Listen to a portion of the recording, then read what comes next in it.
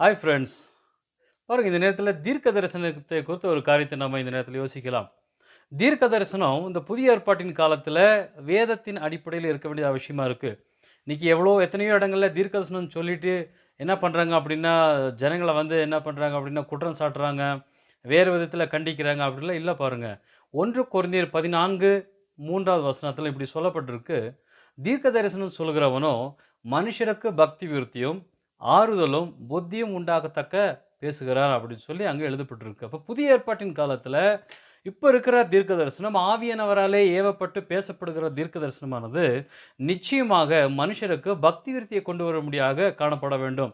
2வதாக புத்தி அப்படின்னா அவங்களுக்கு உற்சாகத்தை கொடுக்கத்தக்க வார்த்தைகளாக காணப்பட வேண்டும். 3வது என்ன அப்படின்னா ஆறுதல் கொடுக்கத்தக்கதாக இருக்க வேண்டும் பாருங்க. இதுதான் ஆவியானவராலே ஏவப்படுகிற தீர்க்க தரிசனம்.